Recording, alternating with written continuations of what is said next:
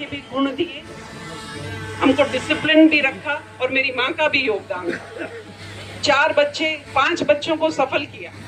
अपने परिवार को सफल करने के बाद में, रिटायरमेंट के बाद में, कर्नल साहब ने खुद कहा कि मैं अपनी कर्नली रेलवे स्टेशन पर, अपनी ट्रेन से उतरते रेलवे स्टेशन पर छोड़ आया, कर्नली पीछे छोड़ करके वो आप सबके बीच में जाकर के बसे गांव में।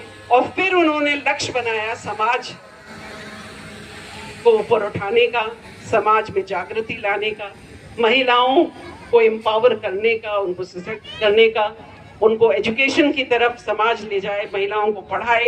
ये सारे काम उन्होंने किए और साथ साथ में काम किया उन्होंने आरक्षण की लड़ाई लड़ने का। कर्नल साहब के लिए हम कहते हैं उनके जाने के बाद, कर्नल तेरी नेक कमाई तूने सोती कौम जगाई। इसके क्या मायने हैं?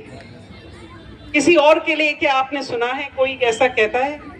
किसी और लीडर के लिए किसी ने कहा फला लीडर तूने देश की कौम, देश जगाया?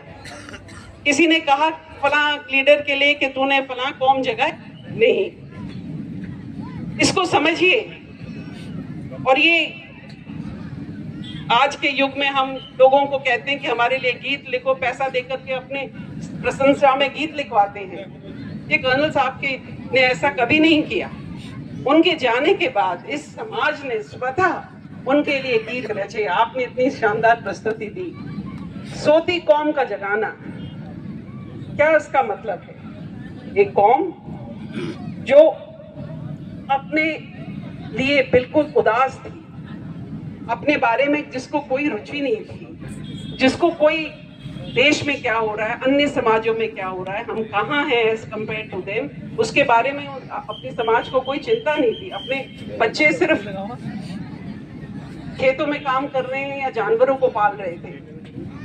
सब कर्नल साहब ने कहा कि तुमको पढ़ना है, तुमको शासन और प्रशासन उसमें भागीदारी लेनी है, तुम भी कुछ हो। कर्नल साहब कहते थे हम किसी से कम नहीं, कहते थे या नहीं, हम किसी से कम नहीं। कितना विश्वास कर्नल साहब ने इस कौम में डाला। आज की कर्नल बैंसला हैं, वो चले गए, पर 3 साल बाद में राजस्थान की राजधानी में गुर्जर संस्कृति के गीत किसके नाम से गाए जा रहे हैं? पहली बार हमारी करौली की संस्कृति यहाँ पर आई है, प्रदर्शित हुई है। ये कर्नल साहब का ही करिश्मा है, उन्हीं का योगदान है। इस सोती कौम को सेल्फ कॉन्फिडेंस दिया, आत्मविश्वास दिया और इस कौम को हम सबको बताया